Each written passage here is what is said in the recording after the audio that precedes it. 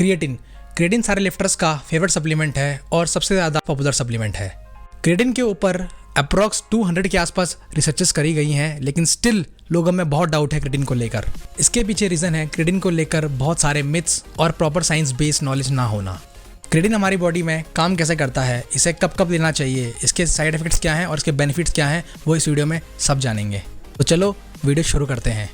तो सबसे पहले जानेंगे क्रिएटिन होता क्या है। क्रिएटिन एक नेचुरल सब्सटेंस है जो कि हमारी बॉडी में नेचुरली प्रोड्यूस होता है। ये प्रोड्यूस होता है हमारी किडनीज, लिवर्स और पैंक्रियाज से। क्रिएटिन के फंक्शंस क्या होते हैं हमारी बॉडी में, अब वो समझेंगे। क्रिएटिन हमारी बॉडी में एटीपी सेल्स की प्रोडक्शन को इंक्रीज करता है। एटीपी का मतलब होता है एडिनोसाइन ट्राइफॉस्फेट, जिसको हम energy currency of the cell भी बोलते हैं। इसका मेन रोल होता है हमारी बॉडी में एनर्जी प्रोवाइड करना। मोर क्रिएटिन मतलब मोर एटीपी मतलब more energy levels. Creatine consume करने से हमारी बॉडी की ओवरऑल परफॉर्मेंस इंक्रीज होती है। जो लोग नॉनवेज खाते हैं, specially chicken, fish and meat, उनको क्रिएटिन वैसे ही मिल जाता है। चलो अब जानते हैं बेनिफिट्स ऑफ क्रिएटिन। सबसे पहला बेनिफिट है क्रिएटिन का इंक्रीज इन स्ट्रेंथ। जैसे मैंने आपको पहले बताया ही था कि क्रिएटिन को यूज़ करने से आपकी बॉडी में एटीपी प्रोडक्शन इंक्रीज होती है, जिससे क्या होता है आपके एनर्जी लेवल्स इंक्रीज होते हैं, उससे फिर डायरेक्टली आपकी स्ट्रेंथ इंक्रीज होगी। चलो अब आपको एग्जांपल समझाता हूँ। क्रिएटिन लेने से पहले मान लो आप 80 kg स्क्वाट के 4 रैप मारते थे, फिर वही अगर आप क्रिएटिन 3-4 हफ्तों तक रेगुलरली लोगे तो उसके बाद आप वही 80 kg के कम से कम 6 से 7 रैप मार लोगे इजीली। इससे हमें ये पता चलता है कि क्रिएटिन से आपकी स्ट्रेंथ में धीरे धीरे इंक्रीमेंट आएगा। Second benefit of creatine is increase in muscle mass. Creatine आपकी मसल्स को 2 टाइप से अफेक्ट करता है, एक होता है शॉर्ट टर्म गेन और एक होता है long term gain.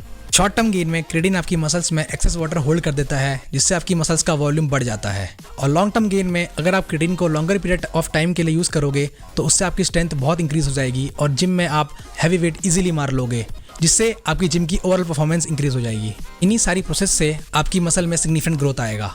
Third benefit of creatine is better brain functioning. Creatine consume करने से जो आपकी बॉडी में एटीपी का प्रोडक्शन इंक्रीज होगा, उससे आपके ब्रेन सेल्स पे बहुत अच्छा इफेक्ट पड़ता है। उससे आपकी ब्रेन फंक्शनिंग इंप्रूव होगी और आपके थॉट्स में क्लैरिटी आएगी और आपका फोकस बढ़ेगा। Fourth benefit of creatine is it regulates your blood sugar levels. काफ़ी सारी स्टडीज़ में पाया गया है कि क्रिएटिन आपकी बॉडी में ब्लड शुगर लेवल को मेंटेन करता है, तो जो लोग डायबिटिक पेशेंट्स हैं उनके लिए क्रिएटिन बेस्ट ऑप्शन है। अब बात करते हैं कि क्रिएटिन की सबसे बेस्ट फॉर्म कौन सी है जो कि आपको लेनी चाहिए। क्रिएटिन की टोटल 6 फॉर्म्स होती हैं। उनमें से कुछ फॉर्म है creatine ethyl ester, micronise creatine, creatine HCl and creatine monohydrate. तो जो आपके लिए सबसे बेस्ट है वो है क्रिएटिन मोनोहाइड्रेट। क्रिएटिन मोनोहाइड्रेट सबसे बेस्ट ऑप्शन इसीलिए है क्योंकि ये आपकी बॉडी में 99% तक एब्जॉर्ब हो जाता है और ये मार्केट में काफ़ी चीप है और ईजिली अवेलेबल है। अब बात करते हैं कि क्रिएटिन को कब कंज्यूम करना है और कैसे करना है। क्रिएटिन को कंज्यूम करने के 2 मेथड हैं, एक है लोडिंग और एक है नो लोडिंग। लोडिंग वाले मेथड में आपको क्रिएटिन 20 ग्राम लेना है, वो भी 6 दिन तक रेगुलरली। उसके बाद आप वही नॉर्मल डोज जो कि 3 से 5 ग्राम की होती है वो लोगे। और नो लोडिंग वाला मेथड सिंपल है, उसमें आपको डेली 1 स्कूप लेना है 3 से 5 ग्राम का, जो कि नॉर्मल डब्बे में आता है। वैसे दोनों मेथड यूज़ करने से आपको सेम रिजल्ट्स आएंगे, लेकिन मैं प्रीफर करूँगा कि आप सेकंड वाला मेथड यूज़ करें जो कि है नो लोडिंग। जो लोग लोडिंग वाला मेथड यूज़ कर रहे हैं वह 20 ग्राम को 4 पार्ट्स में डिवाइड करेंगे, 5-5-5-5 करके, और आप वो पूरे दिन में 4 टाइम लेंगे। और जो लोग नो लोडिंग वाला मेथड यूज़ कर रहे हैं वो क्रिएटिन को अपने वर्कआउट के टाइम के आसपास लेंगे, चाहे वो आप प्री वर्कआउट लो चाहे आप पोस्ट वर्कआउट लो, इतना फ़र्क नहीं पड़ता। वैसे सबसे ज़्यादा लोगों का डाउट होता है कि हम क्रिएटिन को प्री वर्कआउट लें या पोस्ट वर्कआउट लें।